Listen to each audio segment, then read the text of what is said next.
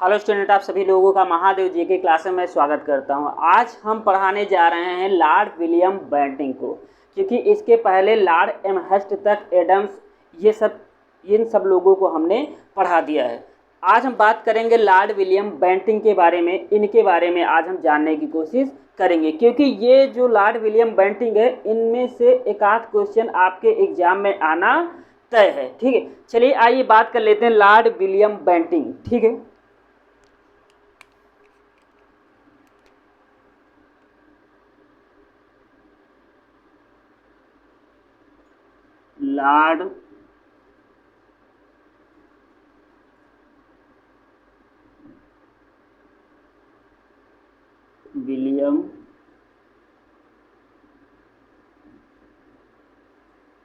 Lord William Bentinck. ठीक,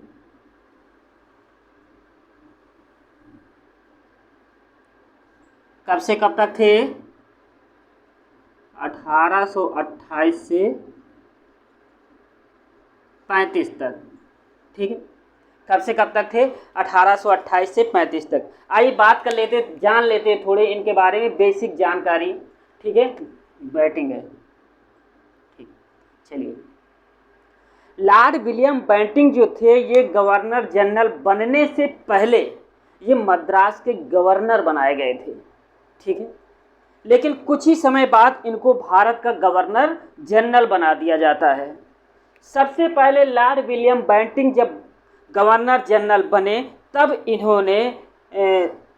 इन्होंने सैनिकों के ऊपर प्रहार किया। ठीक, इन्होंने सैनिकों से ये कहा कि कोई भी सैनिक अपने माथे पर जातीय चिन्ह नहीं लगा सकता है और कान में बालियां नहीं पहन सकता है। इन पर प्रतिबंध लॉर्ड विलियम बेंटिंग ने लगा दिया, जिसकी वजह से धार्मिक जातीय सैनिक आंदोलन वेल्लोर में विद्रोह हो गया। विद्रोह इसीलिए हुआ क्योंकि लॉर्ड विलियम बेंटिंग ने जातीय चिन्ह और कान में बालियां पहनने से मना कर दिया था, रोक लगा दिया था, प्रतिबंध इस पे लगा दिया था। हालांकि कुछ समय बाद इस विद्रोह को दबा दिया गया था।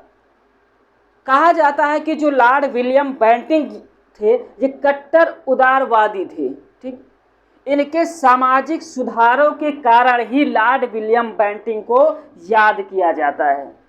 ठीक, सामाजिक सुधारों में ही इनके जो पहला सामाजिक सुधार इन्होंने किया, सती प्रथा का अंत कर दिया इन्होंने। सती प्रथा क्या होती थी?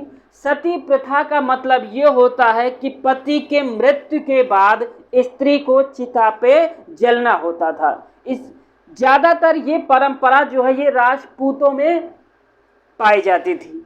ठीक, इसी का लॉर्ड विलियम बेंटिंग ने सती प्रथा पर प्रतिबंध लगा दिया। ठीक, उन्होंने एक नियम बनाया 1829 में। लॉर्ड विलियम बेंटिंग ने एक नियम बनाया। ठीक, नियम 17 के तहत ही ठीक सती प्रथा पर प्रतिबंध लगा दिया। ठीक, 1829 में। पहले 1829 में सती प्रथा पर जो प्रतिबंध लगाया गया, वो बंगाल प्रेसिडेंसी के अंदर ही लगाया गया। जहां तक बंगाल प्रेसिडेंसी का क्षेत्र आता था, वहीं तक सती प्रथा के नियम 17 के तहत इसको अवैध घोषित कर दिया गया।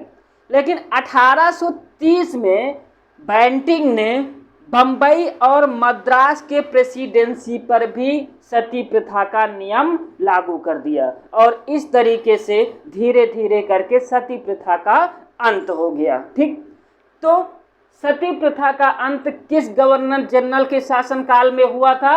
लॉर्ड विलियम बेंटिंग के समय में इसको अंत कर दिया गया। बात आते हैं, ठीक, अगला सुधार लॉर्ड विलियम बेंटिंग ने क्या किया? ठगी प्रथा का अंत कर दिया। ठगी प्रथा क्या होती थी?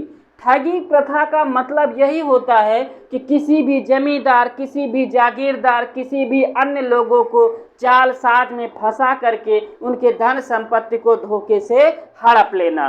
डाकुओं द्वारा किसी को लूट लिया जाना, ठीक, रास्ते में चलते हुए राहगीर के साथ अमानवीय व्यवहार कर देना, ये सारी जो सारी चीज़ें चल रही थी उस समय, ये सब ठगी प्रथा के अंतर्गत चल रही थी। लॉर्ड विलियम बेंटिंक ने अपने एक कर्नल की इसकी समाप्ति के लिए नियुक्ति की, जिसका नाम था कर्नल स्लीमैन। ठगी प्रथा का अंत करने वाले कर्नल का नाम था स्लीमैन। लेकिन किसके समय में ठगी प्रथा समाप्त हुई? लॉर्ड विलियम बेंटिंक के समय में समाप्त हुई। ठीक है। अगला सामाजिक सुधार कार्य लॉर्ड विलियम बेंटिंक ने सरकारी सेवाओं में भेदभाव का अंत कर दिया। इन्होंने ये कहा कि सरकारी सेवाओं में पहले जाति के आधार पर लोगों का सिलेक्शन किया जाता था, लोगों की नियुक्ति की जाती थी। लेकिन इन्होंने क्या किया कि इसके तहत एक नियम बनाया। ठीक, सरकारी सेवाओं में जाने के लिए एक नियम बनाया। कब बनाया? 1833 में बनाया। किस धारा के तहत बनाया? 87 धारा 87 धारा के तहत लॉर्ड विलियम बेंटिंक ने एक नियम बनाया और उन्होंने ये कहा कि किसी भी भारतीय को सरकारी सेवा में जाने के लिए सबसे अच्छा कार्य उसकी योग्यता होनी चाहिए। ठीक, योग्यता के आधार पर सरकारी सेवा में नियुक्ति करने की प्रथा का प्रचलन लॉर्ड विलियम बेंटिंक के समय में किया गया। उन्होंने ये भी बताया कि किसी भी व्यक्ति के साथ जाति, धर्म, जन्म स्थान, इन सब के साथ उसके साथ किसी भी तरीके का भेदभाव नहीं किया जाएगा। फिर अंग्रेजी का अब सरकारी सेवाओं में तो नियुक्तियां होने लगी, लेकिन क्योंकि जब भारतीय थे इनकी भाषा अलग थी, अंग्रेज थे उनकी भाषा इंग्लिश थी, तो इन लोगों ने क्या किया कि जो भाषा बना, इन लोगों ने शिक्षा का जो माध्यम बनाया। इनका मानना था कि शिक्षा का माध्यम जो होगा वो इंग्लिश रहेगा, मतलब अंग्रेजी भाषा को ही इन्होंने शिक्षा का माध्यम बनाया। 7 मार्च 1835 को इन्होंने एक प्रस्ताव पारित किया और उस प्रस्ताव में इन्होंने ये कहा कि जो भी इसका माध्यम होगा, ठीक, शिक्षा का जो माध्यम होगा उसको अंततः अंग्रेजी भाषा में दिया जाएगा। ठीक, तब यहाँ पे रहने वाले जो अंग्रेज थे, यहाँ पे रहने वाले जो और उनके अन्य कर्मचारी थे,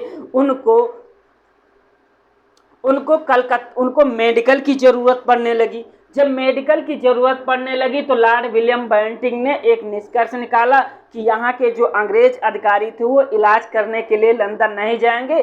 कलकत्ता में ही लॉर्ड विलियम बेंटिंक ने 1835 में एक मेडिकल कॉलेज की स्थापना कर दी। ये सारी चीज़ें तो सब कुछ चलता रहा, ठीक है, लेकिन इन्होंने लॉर्ड विलियम बेंटिंक ने क्या किया कि जो कुछ भारतीय रियासतें जो बची हुई थी, जो इनके नज़र में खटक रही थी, उसको भी गलत तरीके का मतलब ये होता है कि उन पर अव्यवस्था का आरोप लगाकर, ठीक, उनको भारतीय अंग्रेजी राज्य में उनको मिला लिया गया। तो ये सारी चीज़ें थी लॉर्ड विलियम बेंटिंक की कुछ प्रमुख सामाजिक सुधार के बारे में। ये सारे प्रमुख पॉइंट थे जो आपके एग्जाम के बेस से इम्पॉर्टेंट है।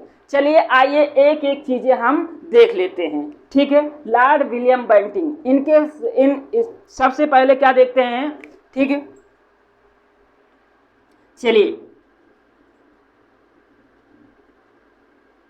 इन्होंने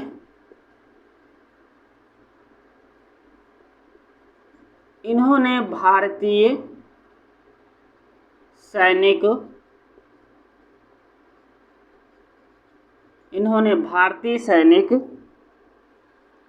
सैनिकों को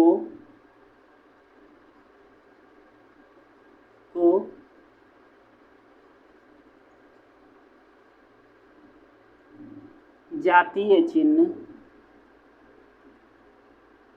जातीय टीका और कान में बालियां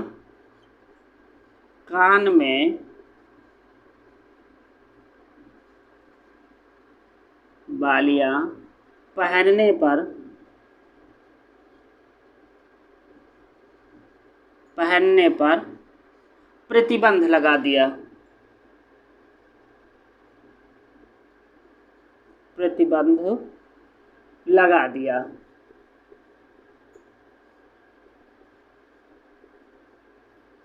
लगा दिया है। इसी कारण वेल्लौर में विद्रोह हो गया। क्या? इसी कारण कहाँ विद्रोह हुआ? वेल्लौर में। ठीक,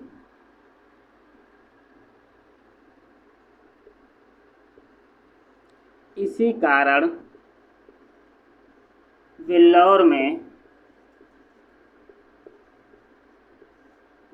में सैनिक विद्रोह हुआ। ठीक है, सैनिक विद्रोह हुआ। नोट करते चलिएगा आप लोग। आइए बात कर लेते हैं लॉर्ड विलियम बेंटिंक ने इनके सामाजिक सुधार के कार्यों के बारे में। एक एक पॉइंट करके हम देख लेते हैं। सबसे पहले इन्होंने सती प्रथा का अंत कर दिया। क्या किया? सती प्रथा का अंत। सती प्रथा का अंत। ठीक है,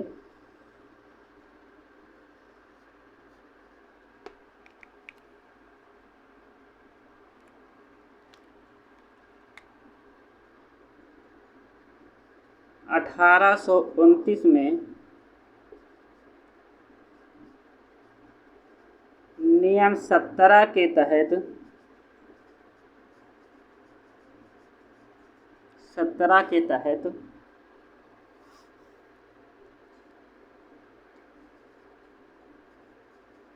भारतीय अंग्रेजी राज्य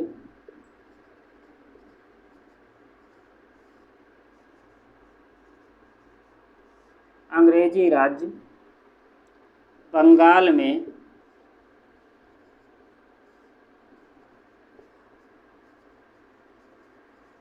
सती प्रथा का अंत कर दिया। अंत किया गया। ठीक, बाद में 1830 में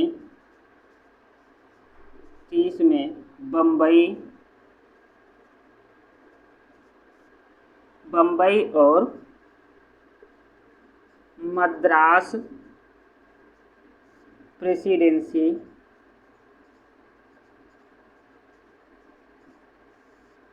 पर ये नियम लागू किए गए।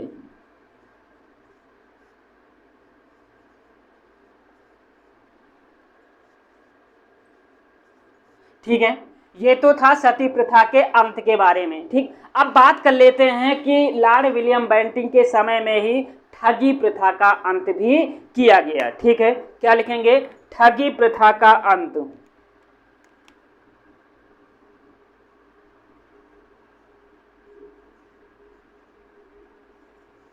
ठगी प्रथा का अंत। ठीक है, चलिए आइए देख लेते हैं इसके बारे में। लॉर्ड विलियम बेंटिंक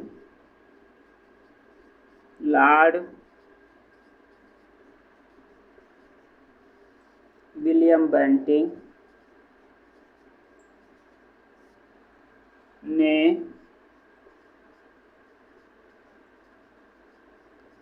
अपने एक कर्नल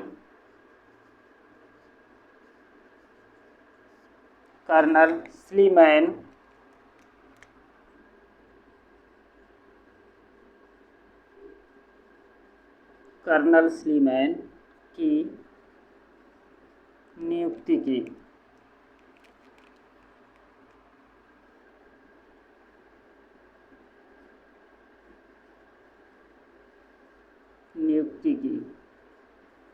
इन्होंने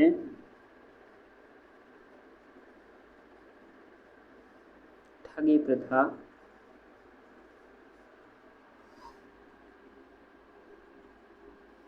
प्रथा का अंत कर दिया।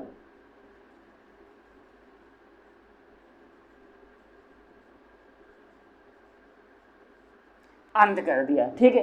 अब बात कर लेते हैं कि लॉर्ड विलियम बेंटिंक का अगला सामाजिक सुधार के प्रति कौन सा कदम था, ठीक। चलिए आइए बात करते हैं, ठीक। आ जाएगा यहाँ पे,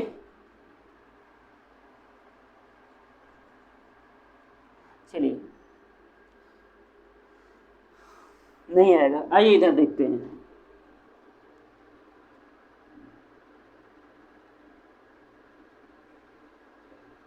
सरकारी सेवाओं में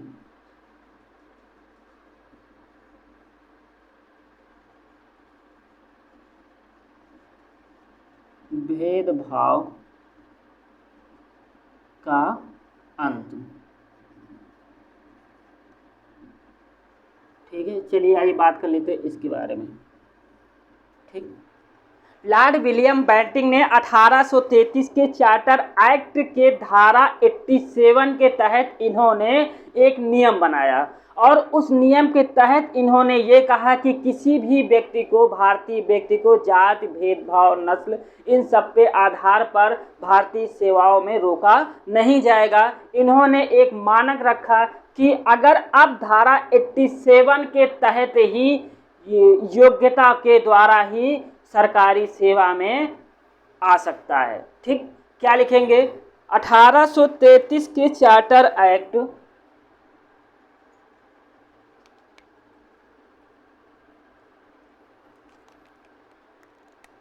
ठीक है, 1833 के चार्टर एक्ट धारा 87 के तहत सरकारी सेवा में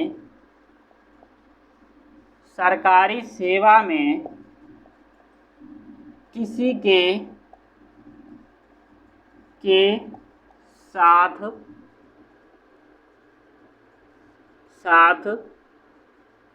रंग, जाति, ठीक है, रंग, जाति,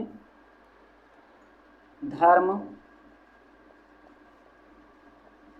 इन सभी के साथ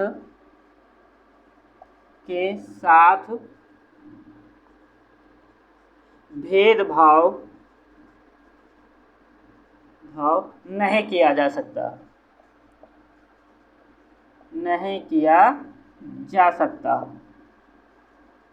नहीं किया जा सकता, ठीक है। योग्यता के आधार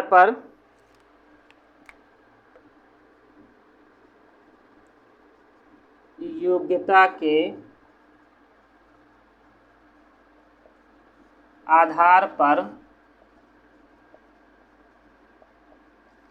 सरकारी सेवा में, योग्यता के आधार पर सरकारी सेवा में नियुक्ति की जाएगी।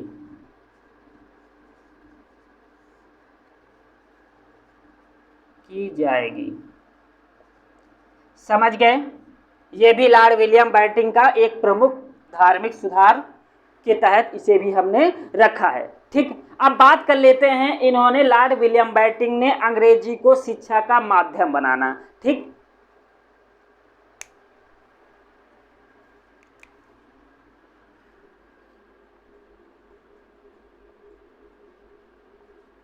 अंग्रेजी को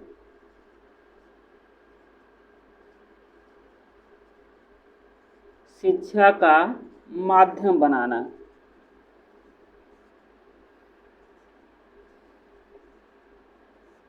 समझ गए? ठीक, अंग्रेजी को शिक्षा का माध्यम बनाना। आइए थोड़ा सा इस पे बात कर लेते, नोट करते चलिए, ठीक है। 7 मार्च 1835 को 7 मार्च 1835 को एक प्रस्ताव के तहत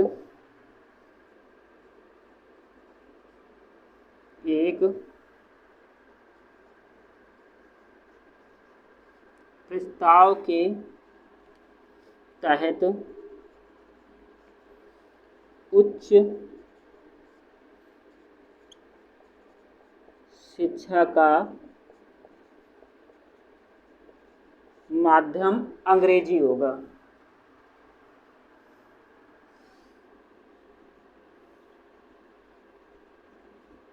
अंग्रेजी होगा, ठीक है। चलिए आइए बात कर लेते हैं हमारा अगला पॉइंट, लॉर्ड विलियम बेंटिंक के आगे धार्मिक सामाजिक सुधार के बारे में, ठीक। इन्होंने कलकत्ता में एक मेडिकल कॉलेज की स्थापना की। इसे भी नोट कर लीजिए, पूछा जाता है कभी कभी।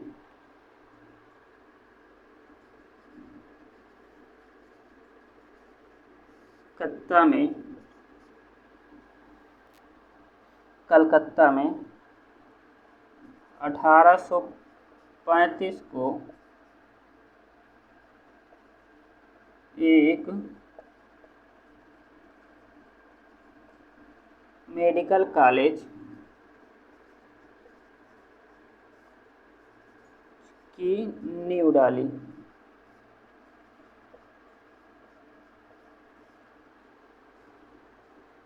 ठीक है, हमारा अगला पॉइंट क्या है, भारतीय रियासतों के प्रति इनकी नीति कौन सी थी। ठीक है,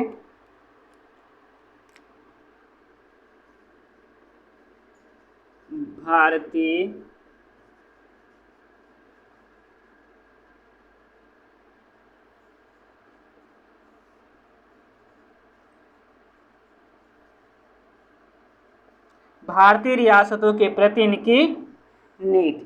ठीक, चलिए आइए ये भी इनके बारे में थोड़ा सा देख लेते हैं। ठीक है, चलिए, लॉर्ड विलियम बेंटिंक की भारतीय रियासतों के प्रति नीति इन्होंने ये अपनाया कि इनका ये मानना था कि जो इनके करीब थे, जो इनके करीब के जो क्षेत्र थे, इन्होंने उन पर अव्यवस्था का आरोप लगाया कि यहाँ की जनता के साथ यहाँ के राजा द्वारा अमानवीय व्यवहार करने की वजह से इन्होंने क्या किया कि कुछ क्षेत्रों को अव्यवस्था का आरोप लगाकर उसे ब्रिटिश अंग्रेजी राज्य में मिला लिया गया। ठीक है,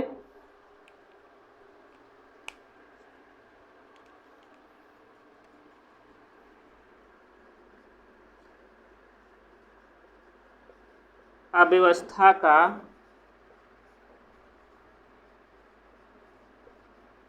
आरोप लगाकर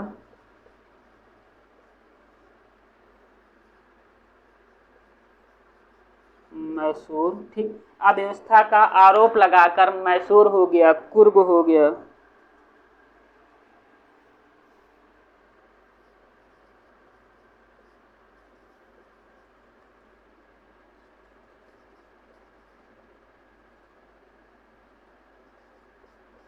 तथा कुर्ग 1834 में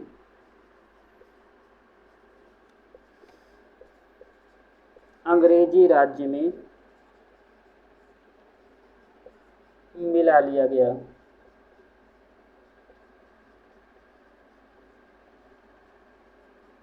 ठीक है, ये तो थे लॉर्ड विलियम बेंटिंक के कुछ प्रमुख सामाजिक सुधार। चलिए आइए फटाफट एक बार रिवाइज कर लेते हैं।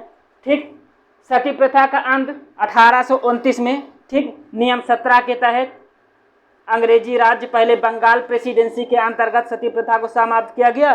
बाद में 1830 में इसी नियम को बंबई और मद्रास के प्रेसिडेंसी में भी इसको लागू कर दिया गया। ठगी प्रथा का अंत, लॉर्ड विलियम बेंटिंक ने अपने एक कर्नल स्लीमैन को नियुक्ति किया और स्लीमैन को यह कहा कि आप पूरी तरीके से अंग्रेजी राज्य के अंतर्गत आने वाले क्षेत्र को ठगी प्रथा से समाप्त कर दिया जाए। ठीक, अंग्रेजी का शिक्षा माध्यम बनाना, इनका मानना यह था कि देखो जो उच्च हायर शिक्षा है उसको हम अंग्रेजी माध्यम रखेंगे, क्योंकि इन्हीं अंग्रेजी माध्यम के द्वारा ही हमें आगे आने वाले समय में क्लर्कों की या छोटे कर्मचारियों की हमें इन्हीं से प्राप्ति होगी। इसीलिए अपने स्वार्थ के लिए इन लोगों ने क्या किया कि जो उच्च शिक्षा का माध्यम बनाया वो अंग्रेजी बनाया। ठीक, बात करते हैं सरकारी सेवाओं में। पहले के समय में क्या होता था, सरकारी सेवाओं में भेदभाव बहुत ज़्यादा किया जाता था, इसीलिए इन्होंने एक 1833 के चार्टर एक्ट धारा 87 के तहत इन्होंने एक नियम बनाया कि अब भी जो भी सरकारी सेवा में आएगा उसको योग्यता के बल पर सरकारी सेवा में आने का मौका मिलेगा। किसी भी व्यक्ति के साथ जन्म, धर्म, जन्म, जाति, स्थान, रंग, इन सब के साथ किसी भी तरीके का भेदभाव नहीं किया जाएगा।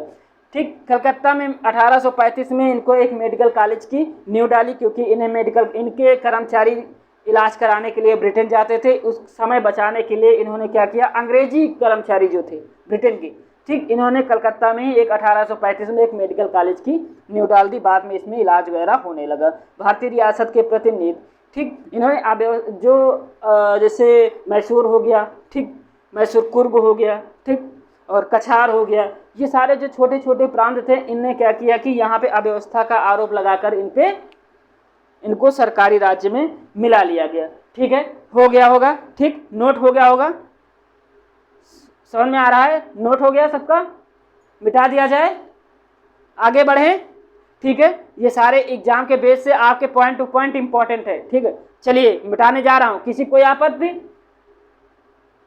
ठीक है, चलिए आइए।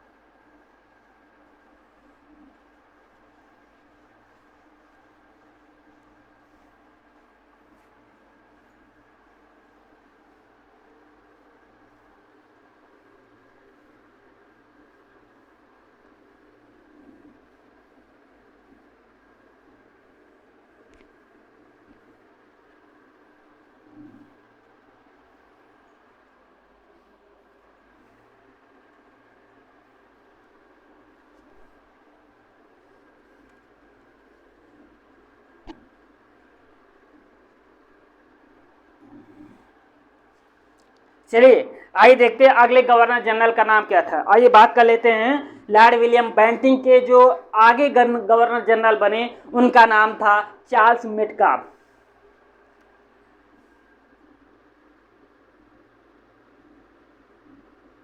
Charles Metcalfe. चलिए बात करते हैं चार्ल्स मेटकाफ के बारे में। इनका कार्यकाल कब से कब तक था? 1835 से 36। ठीक, चार्ल्स मेटकाफ का एक ही प्रमुख सामाजिक सुधार था जो आपके एग्जाम में हमेशा पूछा जाता है। ठीक, वो पॉइंट ये था कि चार्ल्स मेटकाफ ने ही समाचार पत्रों पर से इन्होंने क्या किया कि प्रतिबंध हटा दिया पूरी तरीके से। इसीलिए चार्ल्स मेटकाफ को ठीक समाचार पत्रों का मुक्तिदाता के रूप में चार्ल्स मेटकाफ को जाना जाता है। आपसे क्वेश्चन इस पॉइंट में एक ही बनेगा, ठीक, वो क्वेश्चन होगा कि समाचार पत्रों का मुक्तिदाता किसे कहा जाता है। ठीक है, क्या कहा जाएगा? समाचार पत्रों के मुक्तिदाता के रूप में किसे जाना जाता है? तो समाचार पत्रों के मुक्तिदाता के रूप में चार्ल्स मेटकाफ का नाम लिया जाता है। ठीक, तो इनका एक ही पॉइंट आएगा, चार्ल्स मेटकाफ, इन्होंने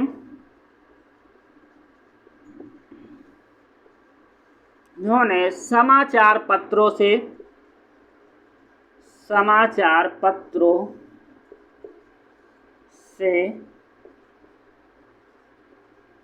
पूरी तरह से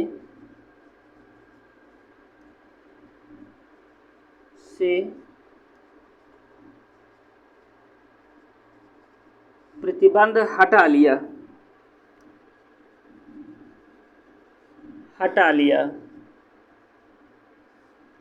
इसीलिए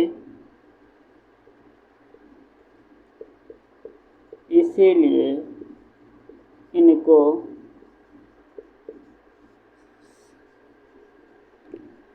समाचार पत्रों का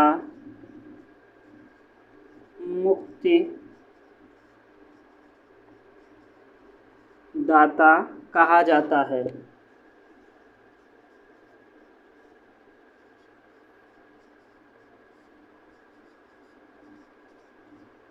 कहा जाता है। समझ गए होंगे।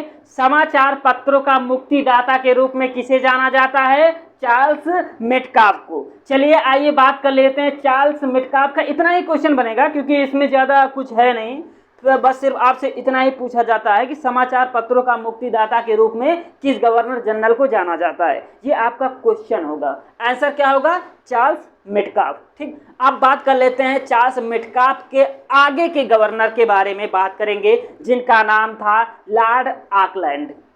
ठीक, क्या? Lord Auckland. देखो, लॉर्ड ऑकलैंड के समय में ही लिख भी लेते हैं। ठीक,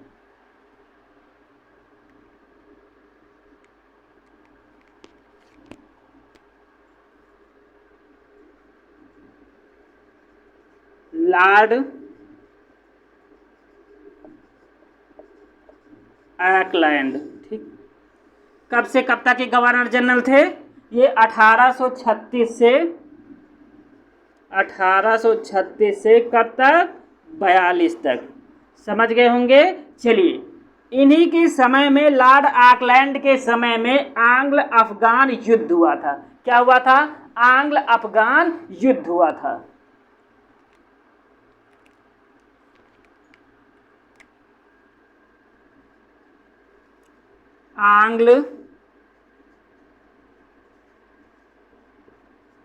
आंग्ल अफगान युद्ध।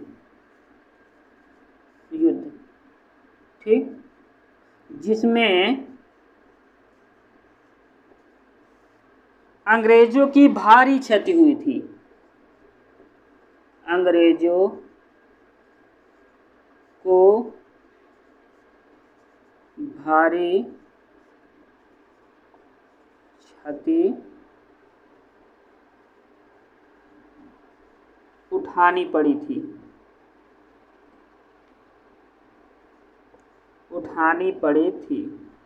ठीक, इन्हीं के समय में त्रिपक्षीय संधि हुई थी।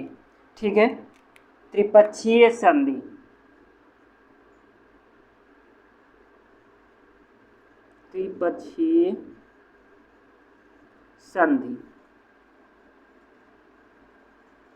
ठीक, त्रिपक्षीय संधि किनके किनके बीच हुई थी और क्यों हुई थी? शाह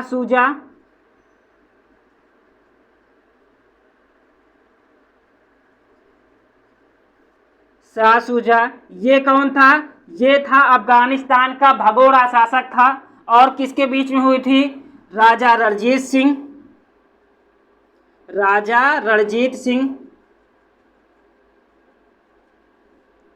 सिंह और किनके बीच? अंग्रेजों के बीच। मुद्दा क्या था? शाह शुजा को अफगानिस्तान की गद्दी पर बैठाने का प्लान था। ये था त्रिपक्षीय संधि थी। ठीक, ये था। लेकिन कुछ ही समय बाद राजा रणजीत सिंह इस संधि से इन्होंने अलग हो गए थे, अपना रिश्ता खत्म कर लिया था। अब बात कर लेते हैं कि लॉर्ड ऑकलैंड के समय में ही एक शेरशाह सूरी द्वारा एक रोड बनवाई गई थी, जिसका नाम था, शेरशाह सूरी द्वारा बनवाए गए रोड का नाम, ठीक, इन्होंने बदल करके उसका नाम ग्रैंड ट्रंक रोड कर दिया था। ठीक है, चलो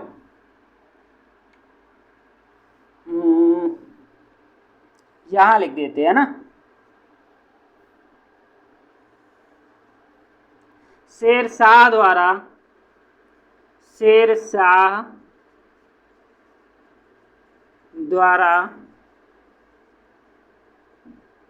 बनवाए गए रोड का नाम बदलकर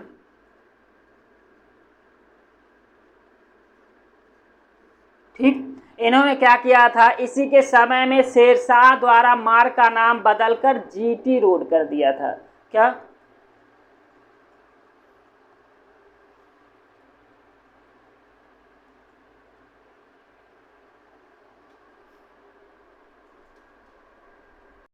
ठीक है, क्या नाम रखा था? जीटी रोड रखा था। ठीक है, क्या? GT road. ठीक, रोड रख कर दिया। ठीक। और लॉर्ड ऑकलैंड ने ही सरकारी स्कूलों में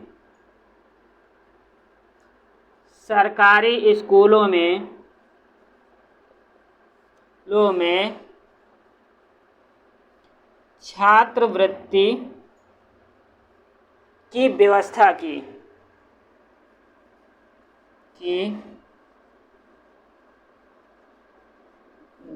की और क्षेत्रीय भाषा में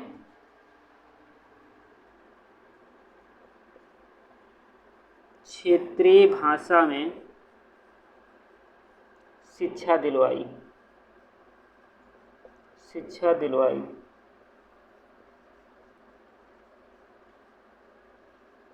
ठीक। ये तो थे कुछ आपके एग्जाम के बेस से इंपॉर्टेंट महत्वपूर्ण फैक्ट जो आपके एग्जाम में पूछे जाने वाले हैं। इसमें से तो चार्ल्स मेटकाफ में एक ही क्वेश्चन पूछा जाएगा कि समाचार पत्रों का मुक्तिदाता किसे कहा जाता है, तो चार्ल्स मेटकाफ को।